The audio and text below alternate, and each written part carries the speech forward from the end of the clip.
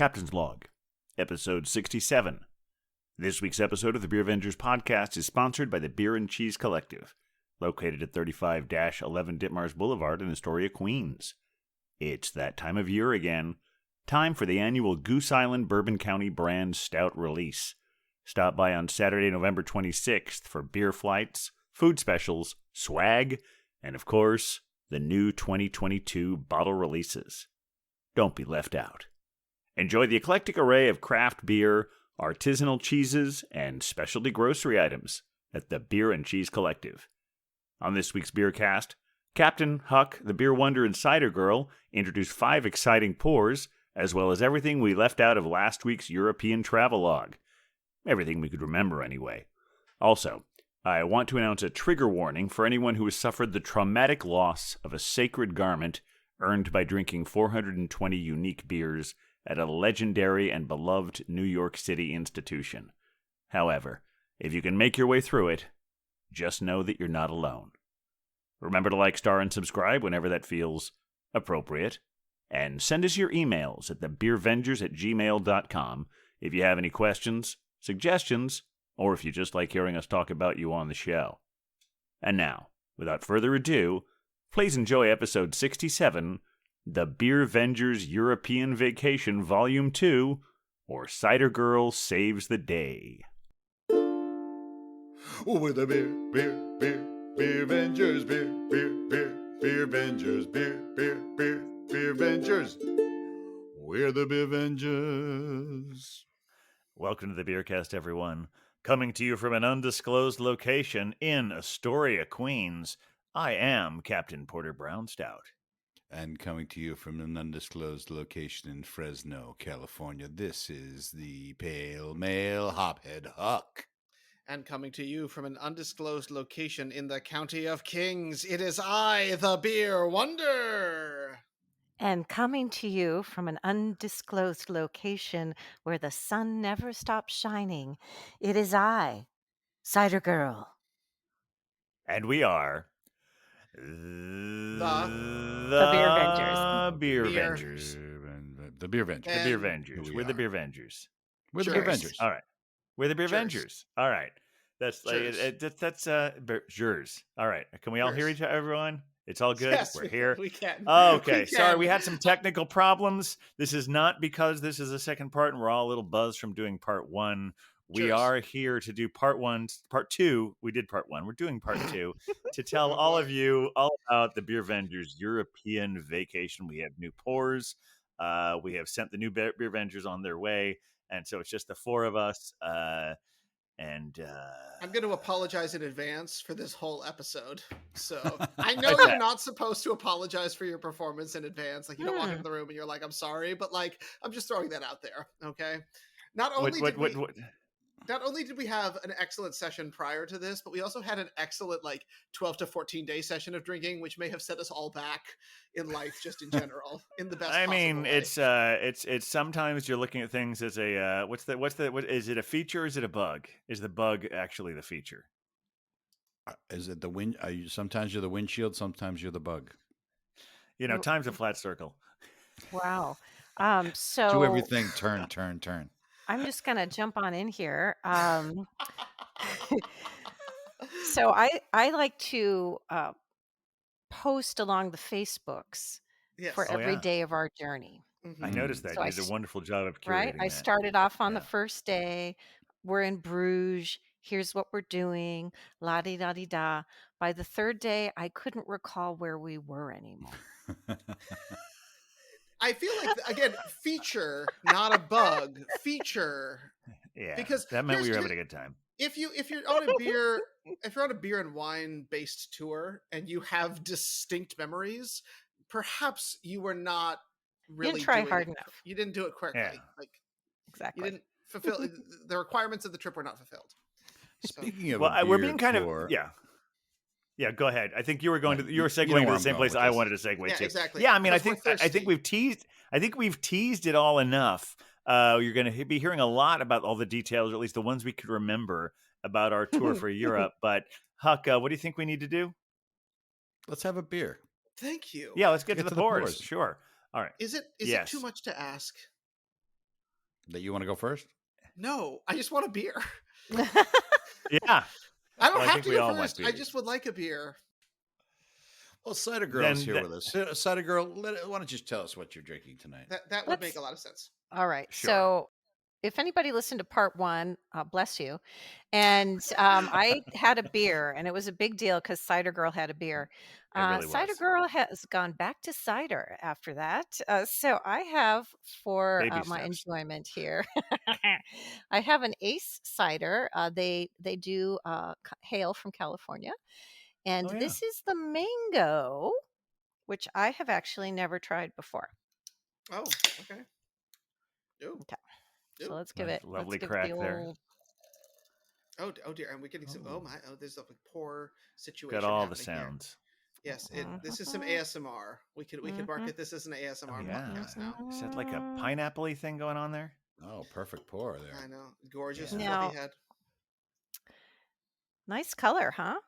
Yeah. So Yeah, I let's see have that had can their again. pineapple. I've had their pineapple before, but this is my Okay. first go at the mango. The Ooh. So I'm excited to mango. see if mango and apples go together. I'm on the fence. We'll find out. Very nice. All right. This is the suspense is killing me.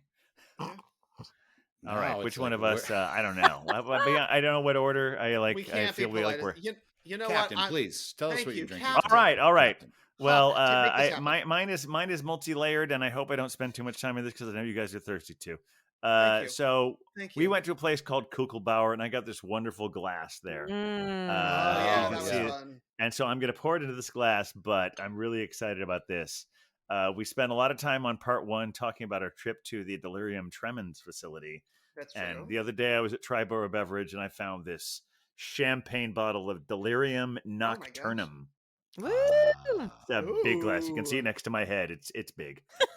So it's I'm not just it like literally has the whole kind of champagne thing, not the wax thing like you've experienced this having before, but yeah, they're whole. And I gotta just okay, here we go.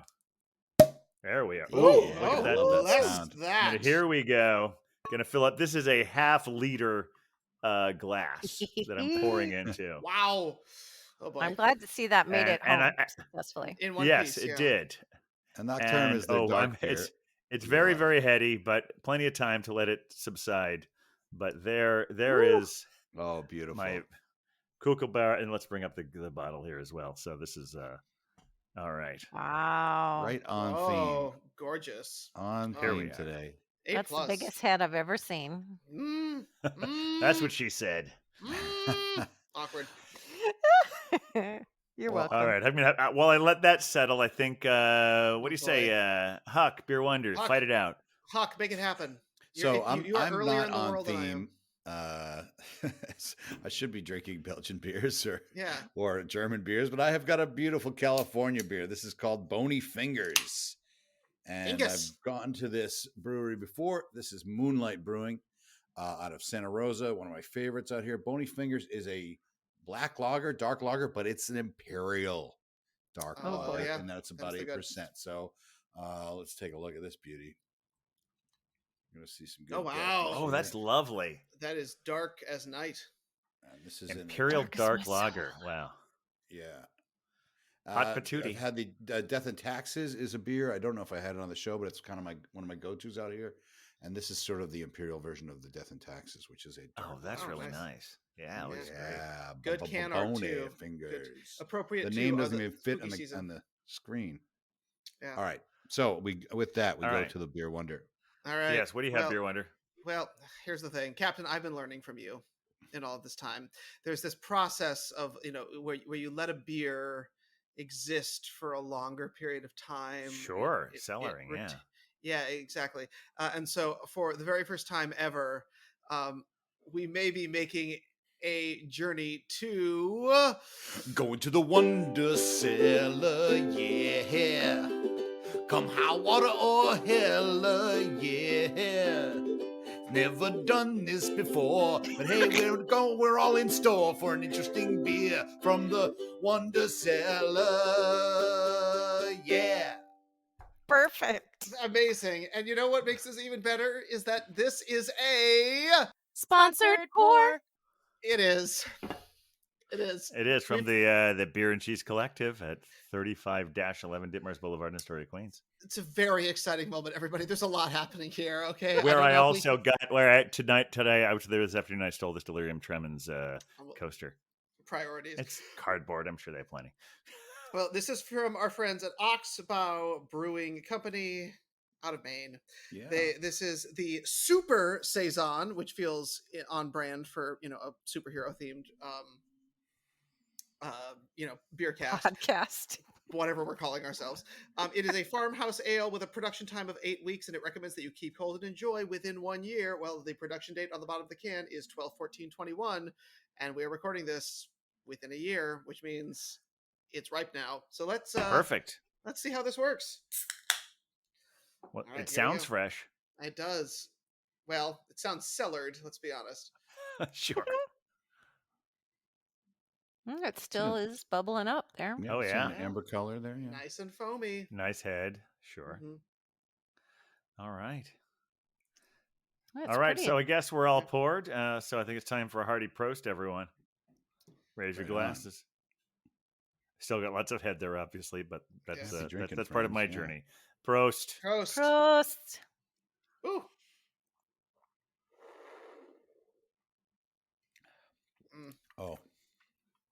Oh yeah. Mhm. Boy, Yes, indeedly. Oh wow. that is nice. Ooh, boy, Captain, you would like this beer. Oh, Oh, my yeah. gosh. Well, you're gonna have to tell us all about it, Huck. I'm getting like very like strong baker's chocolate notes and coffee notes, just Mm. really strong up front. Ooh. And just in the mouthfeel, and it's almost I would almost say it's like a porter, but it's not. It really is a black lager. It's got that still the lager mouthfeel, and at 6.7%. Mm. So it's not super like imperial, but as far as lagers, they're usually about 5%. So this is a bit stronger. I don't quite know how they do it. I'm going to do a little more research on this, but the Bony Fingers is a winner. Super chocolatey and just a smooth drinking, nice strong lager. Fingers. Mm. Oh, and it's in I have Bony Fingers. So we have the glass or the can, which has the hands on it, but then I've got the Choir of the Dead glass here from Burlington. Oh, yeah. Oh, look at that. Gorgeous. A bit of a theme. Post Halloween here, but our the Choir. Well, of the Dead, we weren't here for all of October, so we got to fit in all the holidays in the middle. I mean, I Day guess of the if we Dead want to do, we theme can there. throw in Veterans Day, but I don't know where that's going to fit. Well, We'll get there. By the time this airs, All right. Well, Right Cider on. Girl. Yeah. Pineapple. in- Mango. Mango, It is not mango, yeah. pineapple. This Mango. one's a mango. It's interesting as you can see the Mm-hmm. listeners can't, but absolutely zero head at this Yeah. point. I've noticed this a lot with more recent ciders is that we're not getting a lot of bubbles and foam in them. Mm. It makes me a little sad. I like to have a little bit more foam in my cider than this, but you'll find a lot of the flavored ones after about 2 seconds the head is gone. Right. So this one is the mango. I've had the pineapple before. I will warn people if you want to try it. Both this one, the mango, and Ace's pineapple are super sweet. Like sweet tart, Laffy Taffy sweet. Oh. So if you're not in the mood for a sweet drink, don't get it. But if you're hankering for something sweet, this will be right up your alley. I'm feeling sweet today. Ooh. Excellent. There you go. right on. Yeah, it's super sweet. Well, I'm glad All right. you made the right choice for you, Cider Girl. So Beer Wonder, how's that one? How's the aging process treated it? Well, so here's what's going on here. Okay, this one started at a 9.5%. This is a very classic Wow. farmhouse saison kind of situation. So it's got that like fruitiness up front, a little bitterness in back. It's kind of what you want.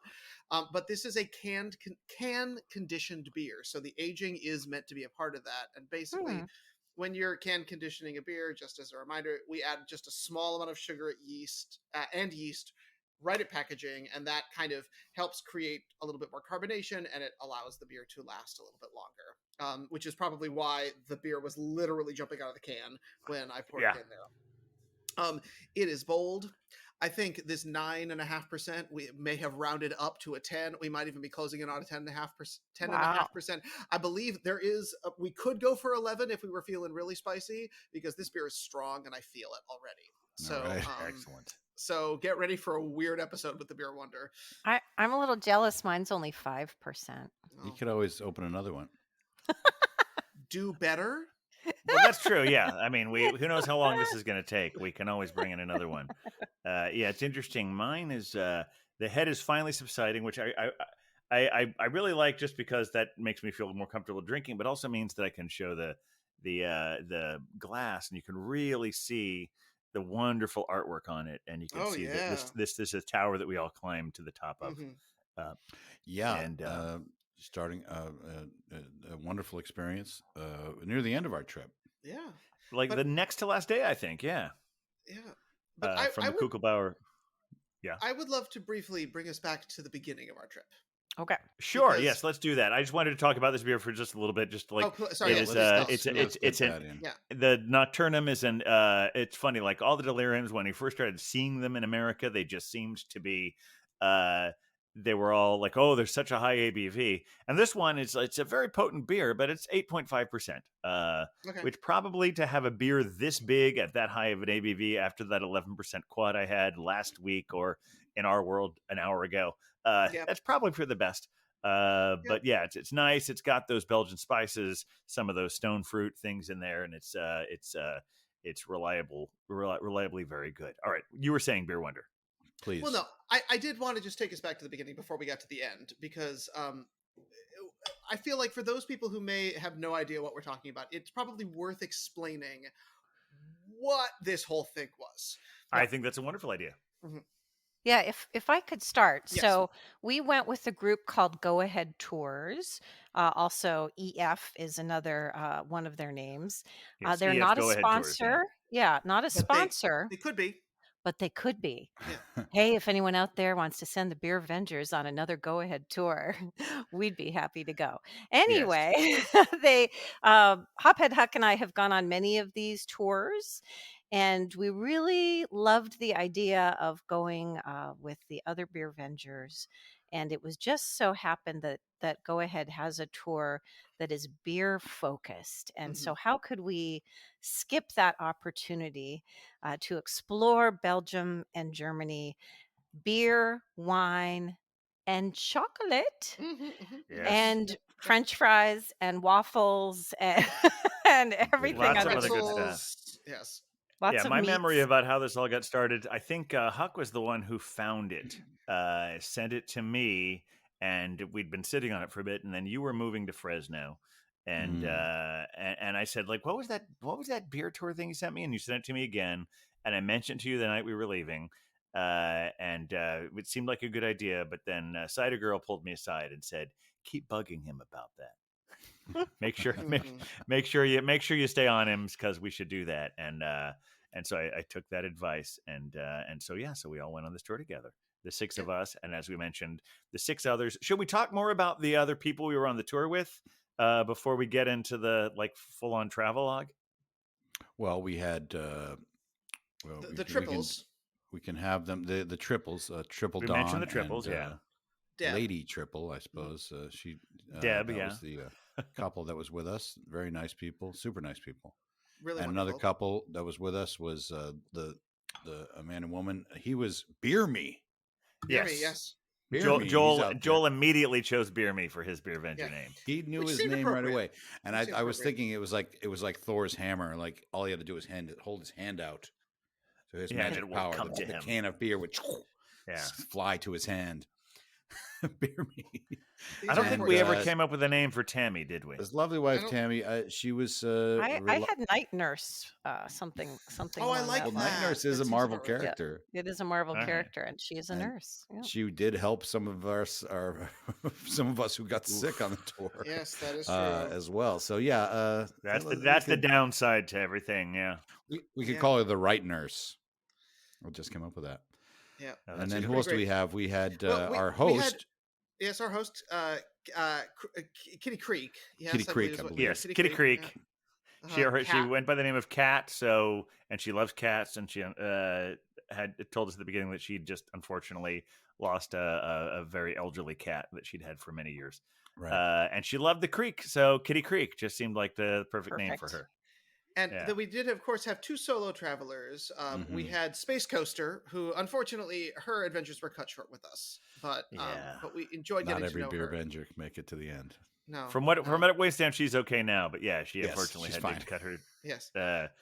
Yes, we're not talking about our late traveling companion. She's still alive. No, she's still with us, thankfully. Yes. But we also, and then we did, of course, have. We hope you're feeling better, Diane. Yes. Yep.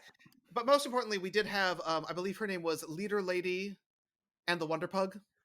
Yes. Leader Lady and the Wonder Pug. Yes. Yes. Another West Coast Beervenger. No, but she talked about him a lot. Yes. Leader Lady, yeah, because she would lead us through some of the streets of. She had a great sense of direction. She did. So the Leader Lady, and tie that into the amount of beer you put into a glass. But yeah, those were our traveling companions throughout Belgium and Germany. Starting in Bruges, working our way down, ending up in Munich, and a lot of stuff in between, which we're going to tell you about.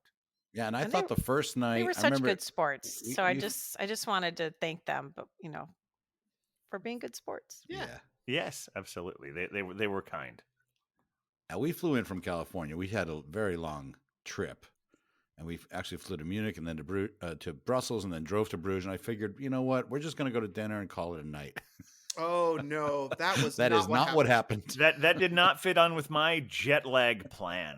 And I'm glad all of you came along. That was your plan. And then I told you my jet lag plan, and you graciously agreed to follow along. Because the idea is we're done with dinner at like 8:00. And if we go back to the hotel, if we haven't slept all night, we're going to go back to the hotel. We're going to fall asleep at 9 and wake up at 2. And it's going to we're not going to. So when you have jet lag, the best way to do it is stay up until when you would normally go to bed in that country. So we set out, and Huck found us a really great place to go to. Yeah, well, first we had dinner, and we had there was the included dinner, and we had a couple of very good Leffe beers. Yes. And that's when we presented the shirts to our new Beervengers. That's right. Yes. And the four of us decided we're going to keep going, and we found a place called Yesterday's World. Thank you. Yesterday's World. Yesterday's World. This is in Bruges. Yep, this is a beer bar. It was a beer bar, and I love that we get two. The captain said, "I'll go and we'll get 2 of the sample plates, yes, or what we would call flights over here, right? They're like their version of the flight." Yep. And of course, did we get 2 of them, or did I just get one that we all shared? No, you got 2. No, you got 2. Okay, I didn't remember. That we all shared. I have my notes. We had 2. We definitely had 2. All right. And these were not like 4-ounce pours. No, they were they were good size pours. So we were off to a good start. So, and just to report in, I do have what we drank that evening, in case anyone remembers. It was the Burse Zot Blonde, the Quack Amber, and the Saint Bernardus Potter 6. Potter 6. I have that one down. Yeah. What's important to note for this entire trip, we were never given a sample size of anything. Oh, no. We were never given a taste. If you wanted it, you got a full glass of it. If you wanted it, you got a full plate of it. So picture everything we're talking about in an extra large glass. Yeah. But maybe not quite as big as this half-liter glass, but yeah. That's true. But it is worth mentioning that while this bar was lovely and there was a great outdoor seating area, we spent some lovely time out there. Really, what sets this apart is the fact that there was a whole world about Yesterday's World that was asking to be discovered. Oh my! Does anyone want to tell us about what this? Yeah, it was like a vintage, secondhand, antique hybrid store. Does that describe it? Does it begin to describe what we experienced when we were there? I would just add a dash of Alice in Wonderland. Okay, sure. We were through the looking glass. It really felt like that. Because we were outside, like Beer Wonder said, and we said we got a second round after we'd finished the sample plate. We're like, no, we're going to drink more. And so I remember getting always the triple. Always. And I found an Imperial Stout. I didn't find a lot of those in the neighborhood, but I looked through the book. They had this Gulden Drache, a 12% Imperial Stout, which they had in quotes. So maybe it wasn't technically that, but it was good. Anyway. I said to the bartender, "Can we go upstairs?" And she's like, "Oh yeah, go upstairs, enjoy yourselves." And we walk up the stairs, and that was where the Wonderland began. It was like truly. all these antiques, but not just antiques, just like very quirky antiques. And we met a special cat on the second floor. Yes. Whose name was Freddie. He didn't meet us because he was dead, but yeah. Yeah, he was. It was a stuffed cat, and I so wanted to take that cat home, but it was expensive. And I think the captain said we should do an Instagram live, and I'm like, we're doing an Instagram live, and I just turned it right on. We started doing one, so it's a good 12 minutes of us wandering this antique store bar. If you want to check that out, it was a lot of fun. It's still on our Instagram feed if you want to see it. Yeah, it's. I just watched it this afternoon. It's something. Yeah, there were a lot of things that happened there, it was quite the way to start off the trip. And I feel like it sort of set the tone for some of the exploration that happened after that. Because what I recall of the next day was that we went on a little bit of a chocolate tour. We tried about 5 different chocolates, and I believe Cider Girl had some specific thoughts on the chocolates, if I remember.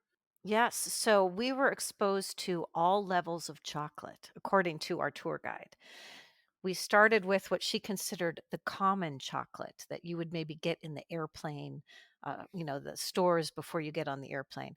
And she gave that chocolate to us with like her nose turned up, and I think we all decided it was actually lovely chocolate. It was really good. And then the next piece was the next level. It was a little better, but it didn't have the artisanal quality of some of the other chocolates. Was that the first swan we got? It was the first swan, yes. Not the last swan, but the first swan. Multiple swans. And that one was also good. And then we went to the third level, and I believe like the third level and above was probably like too expensive for us to buy if we were just going to buy it on our own. Like this is how high-end chocolate we were headed. And that one, there was a choice of which there was a swan. Yes. And that swan was my favorite chocolate we had when we were there. It was a good swan. It melted in my mouth. It was a swan made out of chocolate, not made out of swan, just to be clear. And then there was a third one that we went into the shop for, and that started to get a little almost too fancy. It was like a little harder to eat, but too still fancy for you. Very high-end chocolate. I think mine was shaped like a skull, and there was some kind of jelly in it or something. Oh, mine was like colorful. Yeah, that's the last one. Oh, that's the last one. We don't talk about that one. And the last one, which was supposed to be the nicest one, the highest end one, they were all beautiful colors, shiny, tiger stripes, shaped like skulls, all sorts of things. I picked the one gold. It was gold. It looked like gold. And I took a bite into it, and it tasted like mayonnaise. I do not like mayonnaise. And other people had ones that was like, ooh, mine tastes like mango. Mine tastes like raspberry. Oh, wonderful chocolates. Yes. Mine tasted like mayonnaise. You got a rock. And she said to me, you got the Charlie Brown chocolate. She said to me, will you taste this? And I did. And she's not kidding. I mean, it was gross. Okay. It was gross. I got the wizard bean that was the booger flavor, basically. Ew. Right on. And that evening we went to a place called De Havman Brewing. I got a full brewery. Well, that was the afternoon. De Havman was the afternoon. The evening was the beer pairing dinner. The one that I. Oh, am I right? You're there? right. I'm considering them to be the same. Yeah, I guess it was the early. Okay. Part. I was gonna skip. There was an incident with some mussels. Was that the same day? That was the same day. We don't need to get what a day this was. We did everything. We don't know for sure that's what it was. We had mussels for lunch, and it was quite a first. The Brown first Stout day, family was less successful with the mussels. The Wonder Capel family managed to be successful with the mussels, but the Brown Stouts really did not have a good go at this. But we can skip that. Yeah, honestly, we didn't know for sure that it was the mussels, but yeah, I did not make it to our beer pairing dinner that night, and I was out of commission for about a full 24 hours. That was all one day. But you can talk about that. Yeah.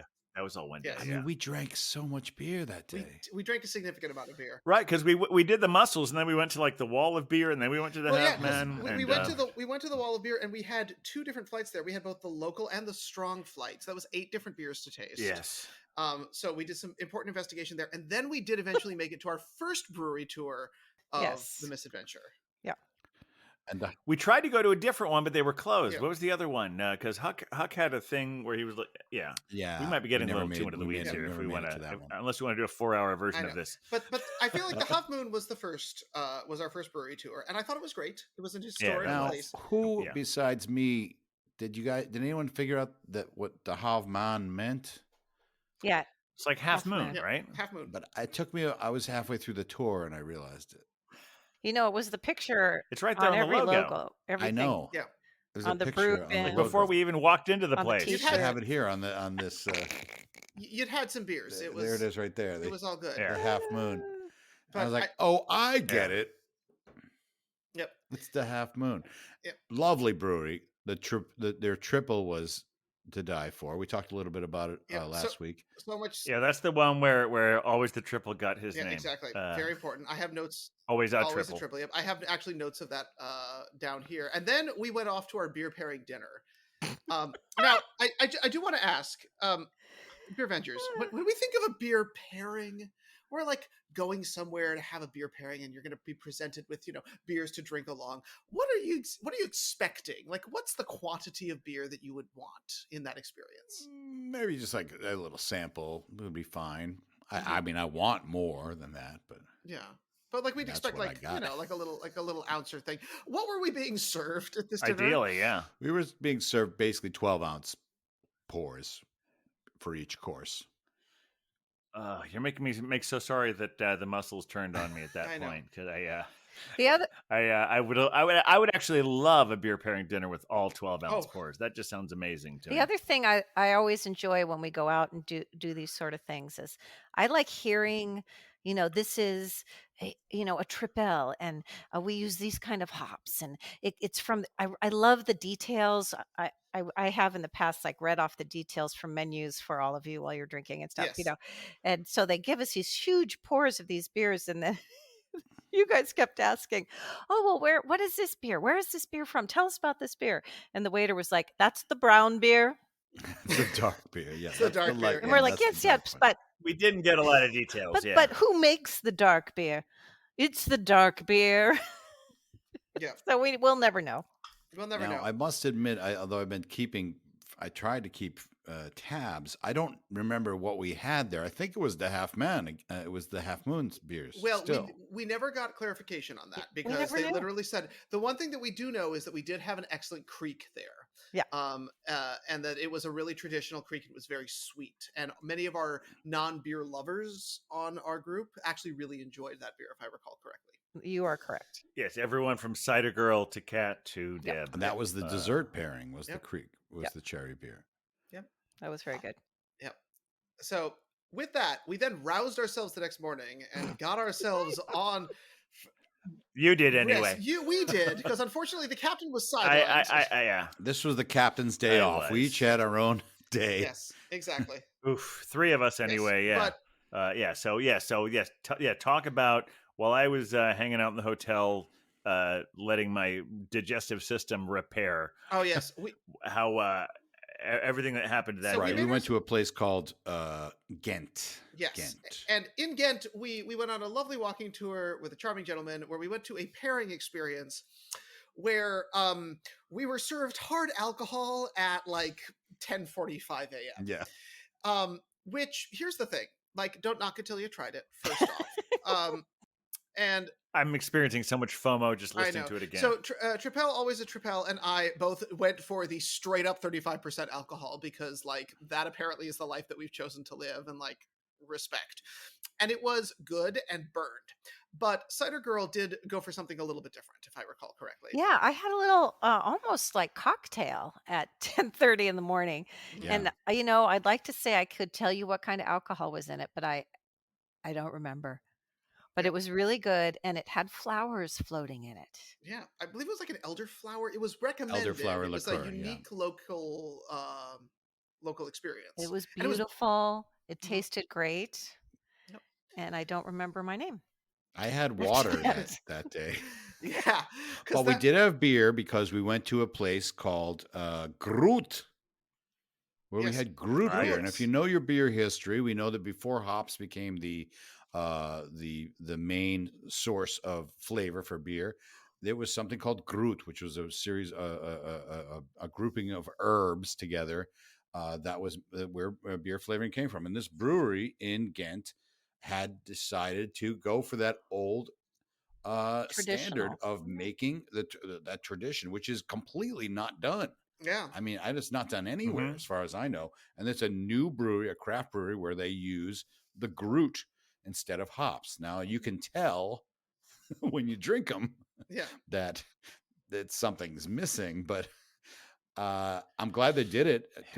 That someone's doing it. It was certainly an interesting thing to go and experience. It was a beautiful brewery, nice place, and I'm glad we did it. Oh, so glad. I honestly thought it was such a, because it is sort of something that Ghent is known for. It was, I think, like a highlight for a beer nerd that we actually had a chance to try and taste this. And I wanted to also thank the very wonderful bartender who was behind the bar, who we unfortunately like roped into explaining everything to us. And she seemed mildly terrified, but she really made all of our days by like letting us know what the process was and talking to us about their website told us to do that to her. Well, in fairness, but it was, I was so excited that we had a chance to go. I'm curious, of those of you who tasted it, how many of you would have drunk it again? I mean, I'd have it again. I wouldn't make the choice to have maybe if there was another option, I'd have something else, but I would do it again. Sure. Since I was indisposed that day, I do want to thank all of you for getting a special dark winter Groot for me to have when I had recovered, and I enjoyed having that a couple days later. I feel like that because I had one with a few more adjuncts, that maybe it was it hit a little bit more of the fact that the hops weren't there, but it still wasn't great. Yeah, Cider Girl, your thoughts? It was like it was drinkable. It was fine. But it was like, I could see what you were talking about. How like this is like, it's good that we found hops. Well, Captain, we were thinking of you that day because we walked by a place called Manhattan Burgers and we saw Lady Liberty, yeah. And so it made us think of you for some reason. But I thought the group beer was interesting because the brewers had kind of did a deep dive into history, and they actually rediscovered the traditional recipes of Groot. And there was a story that I vaguely recall of, like they were studying how to be a brewer and they were like, I don't want to do beer. I want to do the traditional recipe. And they found this ancient recipe. And so it's neat that someone dived into that and is bringing it back. And not everybody likes hops. Hops are bitter and piney and awful, and so it might be fun to have something that is different. It still wasn't my cup of tea, but I liked where they were going with it, and bravo. Yeah, well, and Tripel, always a Tripel, to this day will tell me, will remember the Groot Brewery and tells me that were we to just move to Ghent for a month, which honestly I think is kind of the goal, and if I'm ready when the Beervengers tour extravaganza company begins, I think it should be a stop. That one might actually grow. It might grow on one as they drunk more of it over a long period of time and grew a taste. Perhaps. So that sounds reasonable. And the next day we left Bruges and we stopped by the Delirium Brewery, Hilga Brewery, which we've talked about last week, which was an amazing highlight. Yeah. Oh, it really we was. made our ways to the city. It really of was. I mean, we touched on a few things, but it was so great. Wonderful watching those robots doing their work. 100% recommend. Yeah, it was truly incredible to see a small local brewery that has truly international distribution staying independent and being able to manage all of their own distribution in that way. I can't believe that this bottle I got was made there. So many places outsource that stuff to because all the various tariffs make, but any they have incredible distribution, and any Delirium Tremens beer that you find in the States was made there where we saw it being made. Yeah, and Cider Girl. They made some of our beer there. We saw a whole pallet of the Brooklyn Defender. Yeah, that's right. So they brew other people's beers, and that was something that we were surprised to see, was that there was the Brooklyn Defender was being made for our Brooklyn beer fans, our New Yorkers in the house. They were doing a lot of other stuff. And our trip to Brussels was very nice. And we went to another brewery, which was part of an abbey beer. This is the end of our... the Maris Douce. Maradsu. I don't know why I've never been dyslexic, but I always mix up those. Maradsu. I don't know why I say Maris Douce. Lovely stuff. Again, we had a Belgian beer, and there was a triple. I didn't order the triple, and I was like, what was I thinking? Triple. Yeah. Always a triple. That's the rule. Always a triple. That's what we've learned. I thought their brown was great. Yep. And I do want to do an incredible shout out to our truly spectacular tour guide. Oh, she was fabulous. She was wonderful. Who looked like Mary Poppins out of a movie. Shamed us all for our lack of knowledge of the Catholic traditions, and then filled us all in to make sure that we were not totally off base. Yes. And really was just like out of this world in this beautiful Gothic cathedral. Yes, she gave us a tour of the actual abbey, which was different from the brewery. But when it came to talking about the beer, she knew her stuff. Oh, did she ever? She certainly did. She really did. That was what I mentioned before on the last week when I talked about she said, now do you call it, I don't know my impression is good, but is it a holy beer or is it an abbey beer? I think we gave the right answer. I think we gave the right answer, and she was happy because apparently she really didn't like it when people called it a holy beer. Then we got into the place, we saw there was actually a big sign saying holy beer. So apparently that was a struggle she was fighting. She didn't like that. Every day. It's worth mentioning that they also have an abbey cheese there.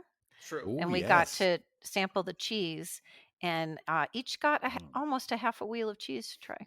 Yeah, legitimately. We got so much cheese I couldn't finish the meatballs they gave us. Yeah. Granted, my stomach I think was still recovering, but I had half a meatball. I'm like, I had all that cheese. I can't eat these meatballs. Yeah. And then with that, we did take a very long drive that day where we went to the town where saxophones were invented, if I recall correctly. And we did. Oh, yeah, that was that same day. Sure. And then we went up the big elevator thing. And Triple, always a Triple, and I went and bought highly distilled water and used hand signs to make it work. It was excellent.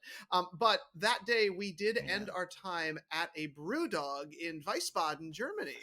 Very good. Yes, we did. We didn't talk a whole lot about this with Father Brownstout, but Father Brownstout and I have been to a lot of countries together, had a lot of beers together, and we have visited brew dogs in. I'm starting with Rome, Florence, Vienna,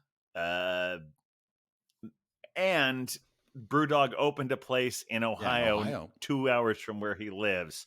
And unfortunately, he wasn't feeling very well that day because at that point, the Beervenger virus had passed to him.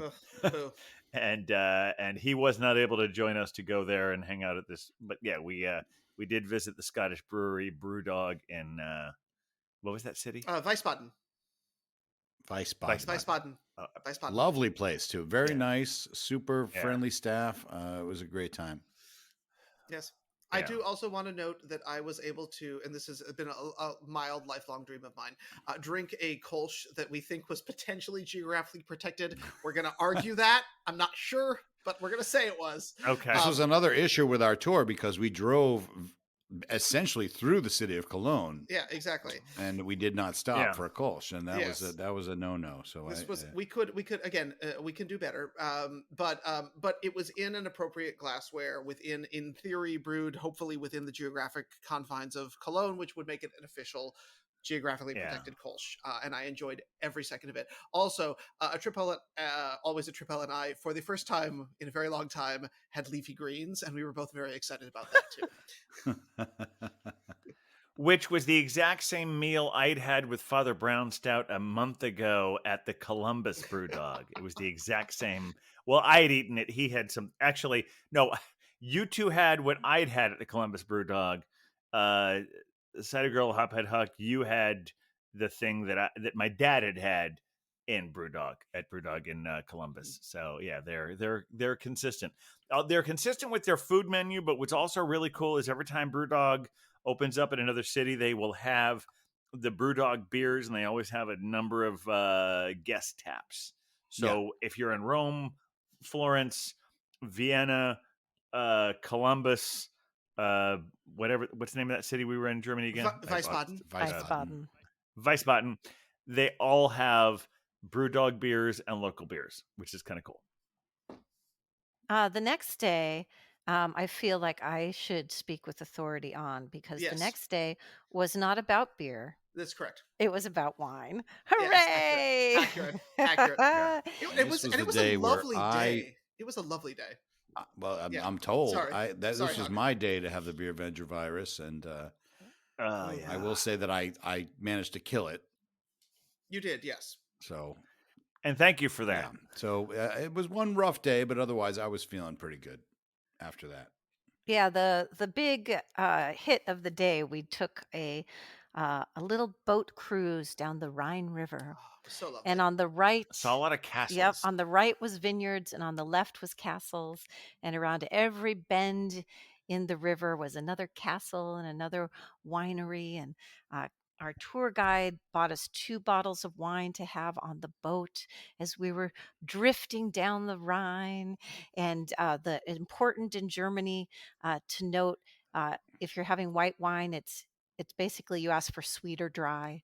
They have names, but if you just shout out one of those 2 words, you'll get what you want. So if you're feeling sweet or if you're feeling dry, just say that and they'll bring you something. And we got so we shared 2 big bottles of wine. Then we went to a dinner that had a proper pairing of wine with food. That was. I do want to back up a little bit to that morning when we got to see that big, great statue. We took the gondola to the thing. We saw that big Germania statue. Yes, that was that same day, wasn't it? Yeah. We glided over. That was incredible to see. Yeah, we glided over some vineyards on a gondola. We went and stood underneath a big bronze lady, which the captain may have some experience with, and well, mine's copper. Yeah, but yeah. Well, it's close enough. Close enough. And we learned a little bit about the history of Germania, and then went on our cruise and got to our. And here's the thing I want to acknowledge about the wine dinner, because Cider Girl accurately mentions that sometimes it is nice to have someone tell you what you're drinking, and in this case, we did, if I'm not mistaken, have the woman, the wife of the winemaker, who walked us through the wines that we were being served. Is that correct? That's absolutely correct. Yeah. Yep. Now, if I recall correctly, there was a hint of slate in some of the wine that we were enjoying. Yep. They have a certain kind of soil in those areas where the grapes are grown. And some of the denseness of the soil includes slate, and that affects the tastes of the different wines. And one of the things I enjoyed learning about from her was ice wine, which, if you haven't had that, is this where the berries get frozen. And we asked her about ice wine. I think a few people were interested in this, and she talked a little bit about the process of collecting it, where she said she's up at 4:00 in the morning with a headlamp, ripping grapes off the vine in order to make your ice wine. So if you are an ice wine drinker, just think about this absolutely lovely German woman standing on a slate, hilltop with a headlamp, ripping your frozen grapes off of the vine while you're drinking that wine. So take your time and enjoy that wine. Somebody worked really hard on it. Yeah, I feel like that may have been an overarching lesson of this whole trip. Was it's like every time you're enjoying a beverage, think about everything that went into making it exist. Yeah. And I'm going to take a stab at the winery here. Okay. Bamparder Ham. Gesundheit. It was. It's funny because I enjoy wine, but I also feel that like I have a bias towards red, and Germany seems to be more inclined towards white. 100%, but I did have some really good. I had some really good red wines at some point during that evening. And it was a nice pairing meal. You were talking about how the beer. That's another thing I would put beer pairing. Why I'm so sorry my stomach wasn't able to show up for that first beer pairing evening, because I feel like you're absolutely right that the beers, they always give us really generous pours. I didn't find the same thing to happen with wine suddenly pairings. They got not as free flowing. Yeah, they were a little stingy with the wines. Yeah. At one point, I said, "Can I have a little more of that wine?" I can't remember which place I did that. It was the next day, I think, where I said, "Like, I'd like some more of that. Can I have?" And they were nice. It was good. It happened. Well, and the next day we did head off to the residence, which I know Father Brownstadt was very taken with. I agree with him. I think it was better than the one in Munich. Yeah. And that was in Würzburg, if I recall correctly. Yeah. And it was like Rococo masterpiece, frilly golden things everywhere. I think Huck wants to have another beer. Is that the case? Are you ready for another pour, Huck? I want another beer, but it's in the other room, so I'd have to go get it.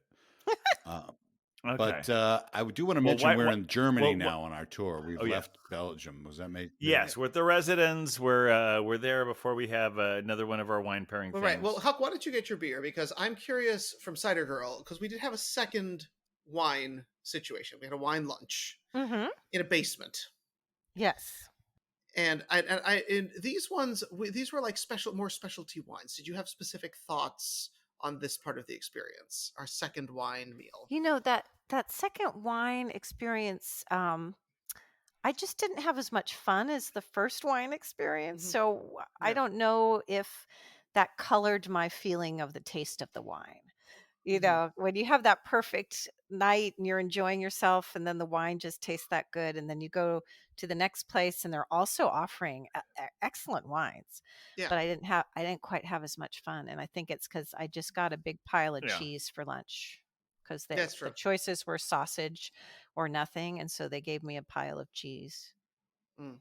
That'll do it. Yeah. But speaking of a pile of cheese, that did lead. We were headed over to Bamberg, but there had been a glitch in our experience, and so we wound up staying at a wellness hotel outside of Bamberg. And I do want to acknowledge that clearly it was like 80s German music night at the Wait a minute, was that the same day we found ourselves at that brewery? That was that same day. Yes, the same day where we had that lunch. This, but then it's worth going back because the plate of cheese is that. But it was like 80s night at the hotel, so like there was a full COVID super spreader dance party situation that was happening that evening, and it was excellent. And also, we don't know that it was a super spreader, but yeah, based on what we found out what was happening in Germany when we left, that probably most of them probably got COVID, and I hope you all survived. But in order to make it up to us, Kitty Creek took us for something called Brotzeit. Yeah, Brotzeit. Brotzeit, which means bread time. Bread in time. German. And so you eat bread and cheese and sausage and you eat, and that is Brotzeit. It is bread time. And so she took us to Brotzeit at this kind of weird little brewery that I feel like was on the outskirts of town. Is that what you're thinking, Captain? It was the Alte. I think you're right about that. The Trunk Brewery. Trunk Brewery, yeah. That may have been the last time I saw my pony hoodie. I don't know. No. Really? So that's have I totally derailed the whole story of that day? I didn't know about that. No. Well, so when we were at the Trunk Brewery, I was wearing the pony hoodie. I have a picture of it. And then I didn't realize until like 2 days after I got back, I'm like, did the pony hoodie make it back? No. And then I reached out to the Holiday Inn in Munich, and they didn't see it. And the last day I know for sure I was wearing it was there at the Trunk Brewery. And I've reached out to that hotel, and they haven't gotten back to me. So I think I'm going to reach out to EF and say, like, can you reach out to them? Because remember, that was the hotel that, like, there was no English being spoken at all. Yep. And also Kat was talking about how they were not very communicative with her. Well, our young bartender there did speak English. She was pretty. She was great. Yeah, but I remember Kat had some hard times getting them to respond to her things. I thought it was bad that I lost the same experience. My tilted barn hat. Forget about that. I do have my. Well, I was saving that for part 2 because I didn't think that would be too much front loading part 1 of this. Well, I got my I'm back to Moonlight. This is the Death and Taxes black beer. This is the base beer of the Bony Fingers. This is the more subtle version, which is only about 5%. So it's a real nice beer. I'll keep it in the same glass because it's the same family. But okay, there you go. Go on. Is it a black lager? It's another black lager. Yeah. Second pour. Cool. Second pour. But I feel like I derailed everything. Ugh. So let's talk more about Trunk Brewery, because that was kind of a really cool place. It was fun, and I have marked it that I did have a beer there. It was a Helles. I just essentially had a Helles beer. There wasn't a lot of choices. And this is something to mention. I think that in Belgium, they make strong beers. Yes. And they have a wide variety of styles. Yep. And you go to Germany, and they're like, we got the Helles, maybe a Pilsner, and then like a Radler. And they do those ones very well. They do them very well. Extremely well. Depending on the brewery you go to. But this one was it was out of the way place, and it was a beautiful. I mean, we made up for our little issue where we weren't being in the city of Bamberg, which is what we expected. Yeah. And which is where we went the next day. We did go the next day. And we had a wonderful beer crawl. We did an old-fashioned Beervengers beer crawl. We did I feel like 5 locations. Where was the place we had lunch? Well, so the place. What was that place? The place we had lunch was called the Klosterbau Bamberg. It was the oldest brewery in Bamberg. It was the one that our very quirky. Am I going to call him that? Tour guide, Cider girl. Do you have a better word? Sure, let's call him that. For quirky? It was quirky. I'm just going to say talkative. Sure, there we go. Okay. Loquacious. Yeah. Loquacious. But it was the oldest brewery, and apparently they used to take in the grain as taxes from the farmers and turn it into beer there. And that was our first of 5 that day. We had lunch there. And if I recall, it was the first of the Rauch beers that we had. Rauch beer, yes. Yes, but we also had a Schwartz beer there. Y'all had the Schwartz beer. You and I. Yes, we did have the Schwartz beers. Did we all have it? You and I had the Schwartz beer. But I feel like that Schwartz beer might have been the best beer I had for the entire trip. Wow. Oh, my goodness. I mean, I would say the Belgian beers, but in Germany for sure, that Rauch beer I had at Klosterbräu was the best one we had. So according to the glass you drank the beer out of, they have been brewing beer since 1533. Bless it. Bless it. Well, I guess they perfected it then. I think we've done okay. Yeah. And do you want to tell the people who don't understand what a Rauch beer is? I feel like this is Huck's territory because Rauch beer is directly translated as a smoked beer. So it's the malts smoked beer, are smoked over an open flame, and so they take on the flavor of smokiness. So a lot of times when people taste it, they think, "Oh, why am I tasting bacon? Why am I smelling bacon?" Yep. You're not. You're smelling the smokiness of it. And so I love it. I'm personally a big fan. And we actually went there to go to the where we ended up having dinner. Schenkerla? Echt Schlenkerla Brewery. Yeah, but we covered a lot of territory before that. Okay. Before that, yeah. Because we did. We wandered all over Bamberg. Because I believe the next one we went to was the Ambrosianum, if I recall correctly. Good pronunciation. Which you might have seen on our Instagram. And I had a Helles and a Keller there, and my notes say that they were nice. There you go. Well, I remember people saying, we just want to get a short pour. And then I went up to the counter and I was like, there was a slight language barrier. So I was like, just give me them all. And so we ended up having half liters for everybody. Yep, that was about right. That was correct. But they had a charge, and this is something that happens in Germany. They charge you for the glass. Yes. So I think this place it was $2.50, which was expensive. Was a fair amount for the glass. And the idea is you just return the glass and you get your money back. It's a deposit. It's just a deposit. Yeah. It's no big deal. But if you're going to take the glass home or you're going to break it, then you have to end up paying for it. But Ambrosianum had a nice Helles there. No issues there. I enjoyed it. And then next up, we went to the Zum Sternla. And at this point, we wind up picking up the rest of our tour group. That's right. Yes.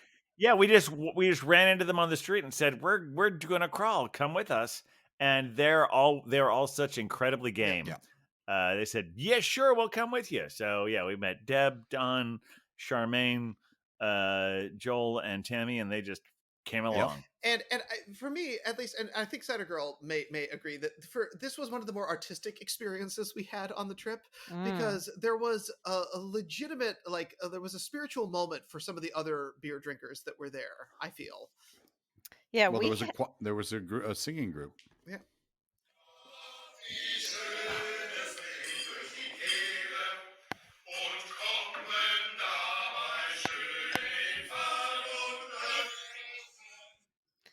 Trigger warning. And so when we heard that, of course, we had to respond by singing the Beervengers theme song. So picture, 15 German men singing in all this harmony, and we find out that the words they're singing are about how much they love their beer, even though it sounds quite different than that. And then we're on the other side of the windows. The windows are open, and so we rise to the occasion and sing the Beervenger song, and we get our new Beervenger friends to sing along with us. We're all singing, and I don't know if everyone noticed this but me, but they quietly closed the windows. They did, yes. They did, politely and quietly. So respectfully. Yes, respectfully. It was an experience. Well, at that point, we couldn't stop, and so we crossed a bridge. Okay, two bridges. Oh, yeah. And it's just, for the record, if you cross a bridge with a Beervenger, it's usually a bad idea. But for some reason, these people chose to follow us, and we wound up at the Brauerei Spetzel. Yeah. And I feel like there was almost an international incident here, if I recall correctly. Almost. Like, we almost broke something. I believe Cider Girl was at the head of this as well. What did I do? When you go to, they didn't want us there. They didn't want us there. Yes. Was there a weird thing with the bathroom and too? There was a weird thing you had to buzz in. Yeah. We almost ruined Germany, and like there might have been a split between the United States and Germany because of us. Well, when you go to touristy areas in these cities, and Bamberg was certainly off the beaten path, I think. But even when we were in the touristy areas, most of the people in the restaurants have an idea of how to speak English, and not that they should. I mean, it's their country. We shouldn't be putting that on them. But it's in Germany. Yeah. But anyway, we went a little bit off the beaten path to go to Spezialbrau, and over there they were like, "Who are you? Where did you come from?" We got our Beervengers t-shirts on. So I to their credit, they let us sit down and have a round. Is that where we had a smoked Melzen? Yes. Yeah. That's right. And it was that's how they say Marzen there. We say Marzen here. It's Melzen. We had a very nice. I thought it was a very good Rauch beer. It was much lighter in color. I thought so too. Yeah. Than the darker beer that we had at the Klosterbrau, and it was a lovely time. This is when we learned that the wait staff in Germany don't necessarily smile. Yes. And that's a tradition there. And they don't have to. Yeah, they don't have to. And I promised that we would be gone by a certain time because the table was reserved. And that was the agreement, that as we could stay, but as long as we didn't stay for more than a half hour. And I had to promise her that. So Cider Girl actually saved the day. And got us in there to have them. And this brewery had been around. I think that needs to be the name of the episode. Cider Girl saved the day. That seems about right. Love it. The smoked Marzen that we had was, I think, my favorite beer of the trip, because it literally tasted like someone took a pretzel, dunked a smoked sausage in it, and made it into a beer. All I wanted was a lovely piece of cheese with it, and I was set to go. But that was a magical beer, and I may never forget it. Love it. And then we finished our tour by going back to the Echtlenkerle brewery where we had dinner. Yeah. Yes. That was our original planned dinner. Yeah. Now the dinner, it was a traditional, German style meal.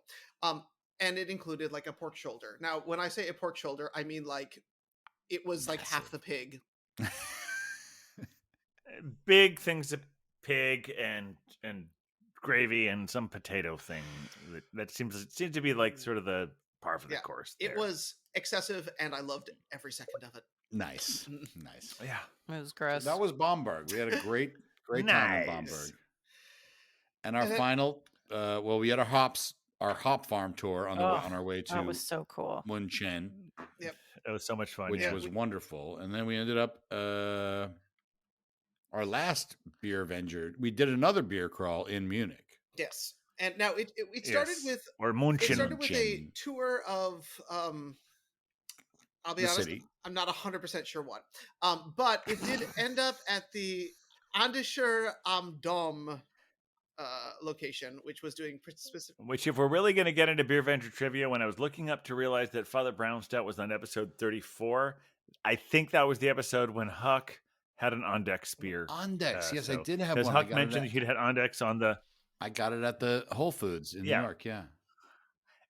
And that was on episode 34 when I was in Dayton. So our guide that day, who was a very interesting character, originally he was an American from Brooklyn, worked for the U.S. Army and had led a very interesting life, but decided that Munich was his home and has become a German citizen, and he lives there, and he gave us the tour of the city.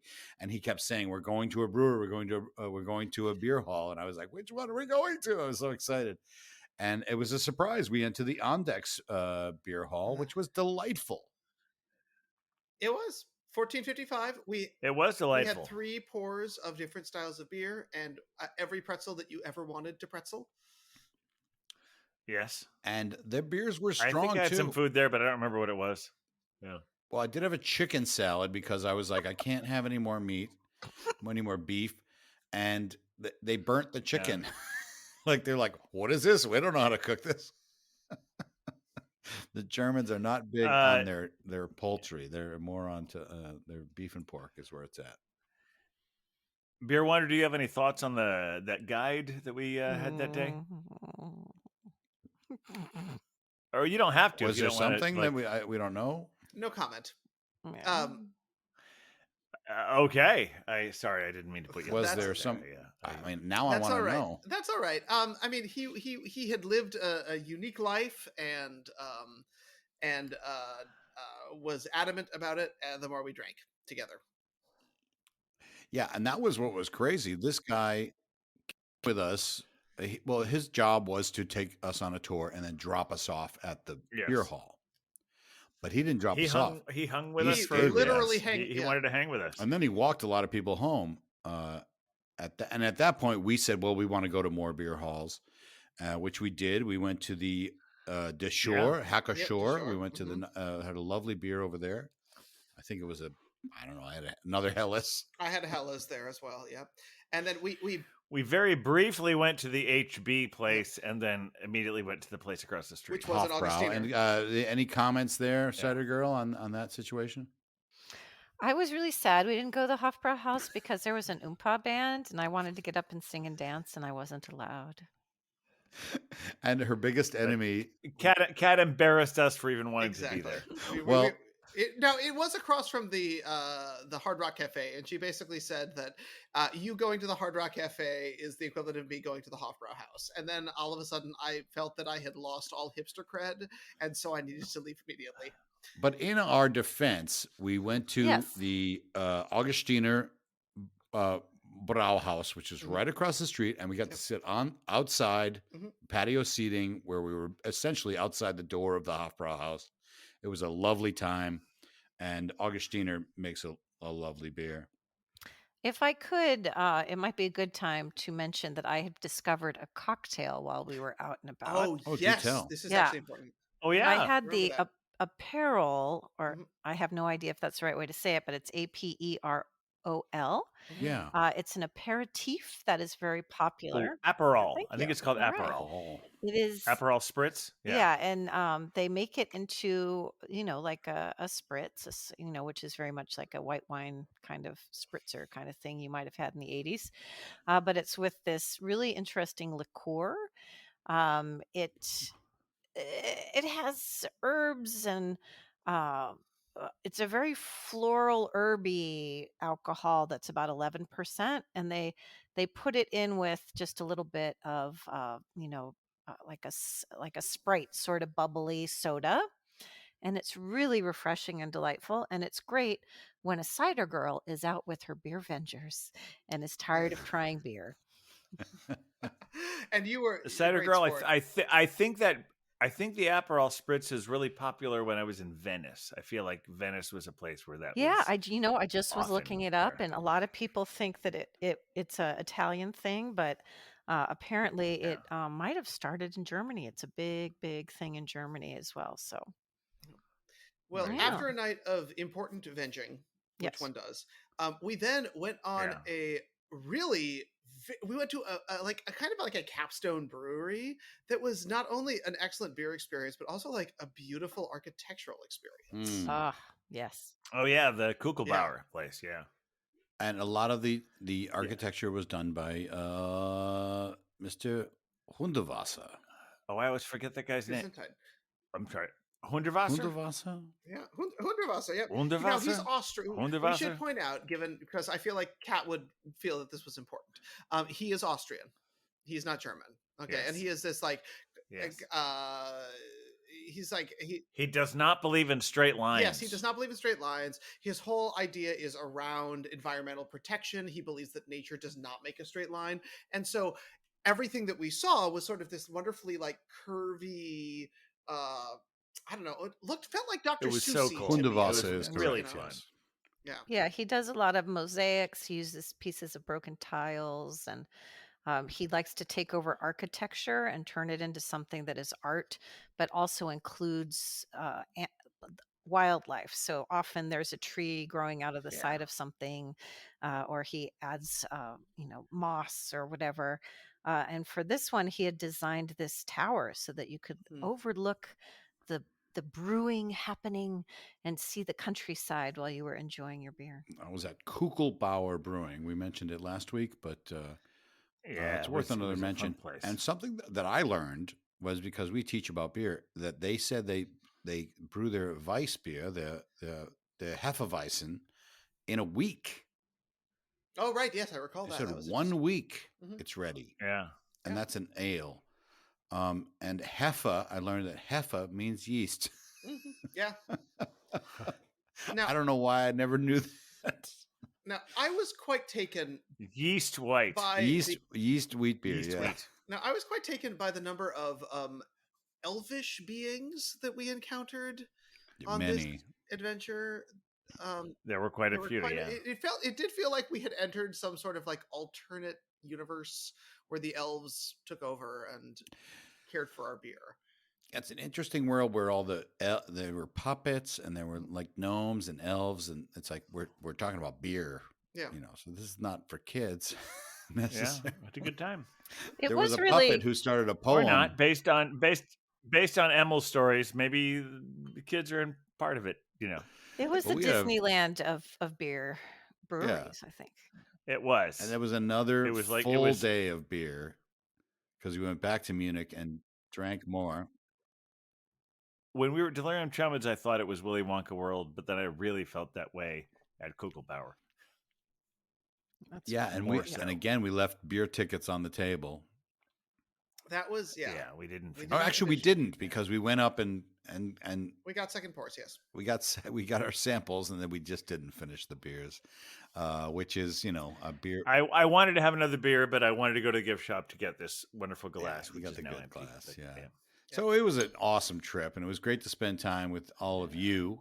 Well, but I do want to mention we had our final dinner and all that, but we did hit one more spot, and this was kind of an interesting one, because while we did spend most of our time drinking very traditional German, Belgian, very traditional European style beers, the last night Huck took us to what I could only describe as the red light district of Munich.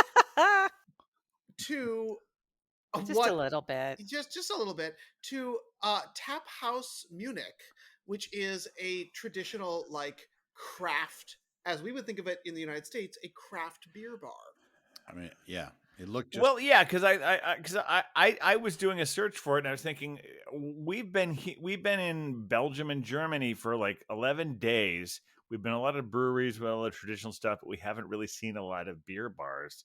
And we found this tap house place with tap house. Tap house. Yep, Tap House Munich. Yeah. Mm-hmm. Yeah, it was like, a 20-minute walk from the hotel. So let's go there. That's after our final dinner.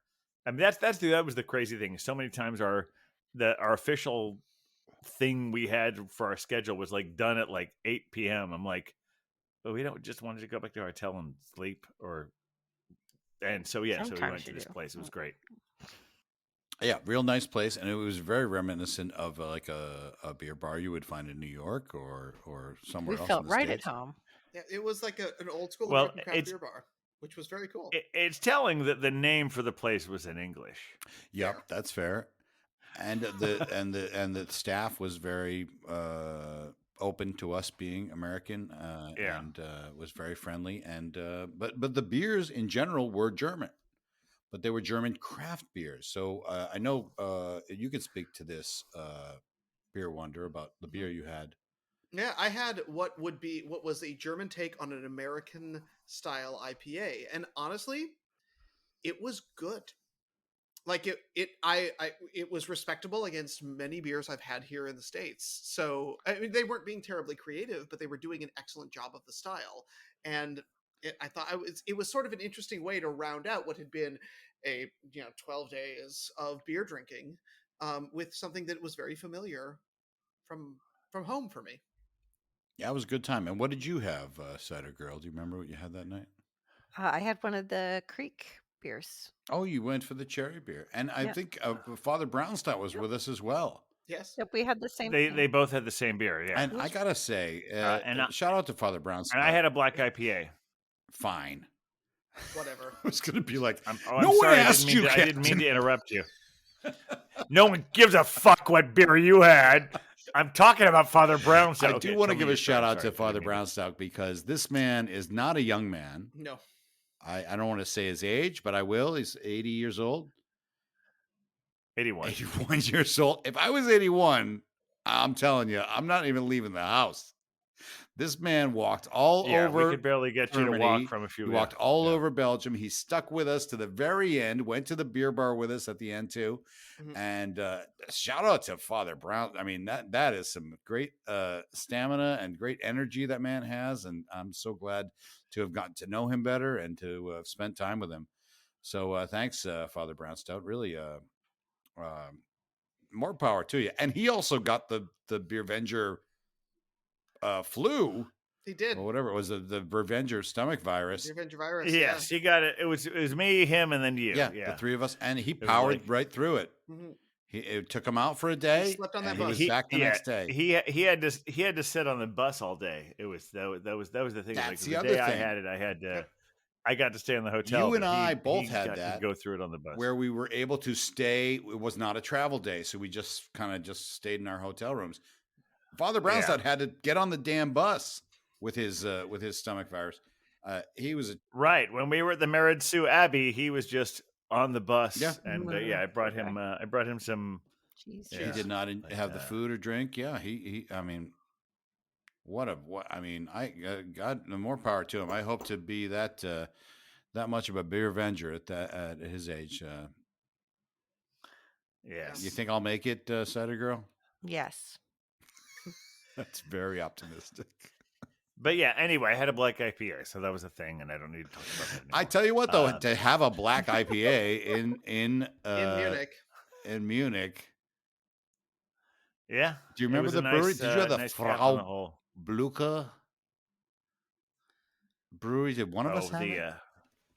I had my beer was from the Kamba brewery. Kamba. I did have a Kamba as well. I had the. I think my black IPA might have been from Kamba as well. I had the Kamba. That would seem to be their house beer. I had the farmhouse ale from them. Mm-hmm. All right, I'm looking at their menu. I have this nice little moment. I'm just going to roll us back. We went to the outdoor market in Munich. Oh, yes, where they have. Oh, that's another thing that happened. Yeah, yes. where you can sit outside and get beer and food and everything, and they give you the beer in the really big beer stein mugs, and I was holding down the table while everyone else was getting the beers and everything, and I just look up and I saw Hophead Huck walking towards me with a big beer stein, and he's never looked happier. He just never looked happier. And he did a little beer dance. He did a beer dance. And that was where we got our Hofbrau beer. We did have finally get our Hofbrau. Yeah. And the captain and I and Father Brownstead also had a Lowenbrow. That's true. You did. Yes. Same day. That's right. Let it be. Near the Glockenspiel. Tonight was kind of. Oh, that's another thing that happened. Now, I don't know if y'all ever visit the city of Munchen. They're going to tell you, "Oh, you got to see the Glockenspiel." Oh, what are your thoughts then? And it's a thing. It's fine. It's good. It's incredibly underwhelming thing, but Cider Girl and Beer Wonder were like, "We're going to meet you there." Yes, they did not. We're like, well, we gotta be there because Cider Girl and Beer Wonder really need to see it. And we're like, oh, they did. We can't make it there because Cider Girl's buying a dirndl. So I had best intention of making it to the Glockenspiel, but I got the best outfit you've ever seen. She did get and a good it was dirndl, 100% worth it. At a thrift store. We went on a misadventure through the back roads of Munich and wound up at a thrift store where we found old school, clearly like someone had left their family drindles and lederhosen on the second floor. I was not brave enough to get myself some lederhosen, but Cider Girl jumped straight in and got a drindle, and I've never been prouder. She was determined before the trip to get an authentic dirndl, and she did it. I do have Bavarian ancestry, so it felt very correct, close to my soul. Yeah, excellent. Well, that was pretty good coverage, Dan. Yeah, I think we've covered everything. And if you have any other questions, if we left any other gaps, reach out to us on the socials. Let us know what we missed. If you'd like to hear about all the French fries and waffles, you can just email me directly. Yes, there was also also a cooking class. I'll forward them to her if you don't know her. There were also all sorts of other details, but honestly, this was a beer-focused adventure, and I feel like we have represented for the beer that we drank. Yeah, really well. Yeah. I am. Wow, this is our first ever 2-part episode, and I'm feeling. Yeah. How are you guys doing? I feel like, and I haven't eaten anything, so I gotta have dinner still. I feel like it might be time for everyone to check us out on the socials at the Beervengers. Email us at thebeervengers@gmail.com. And now, for Huck to play us out. I think that would be great. Thanks everyone for listening. We'll be back as soon as we feel inclined to, or as soon as you bully us into it. I don't know how it works. We'll be back. We've got more stuff coming up. We'll be back. With a Beervengers, Beervengers, Beervengers. We're the Beervengers.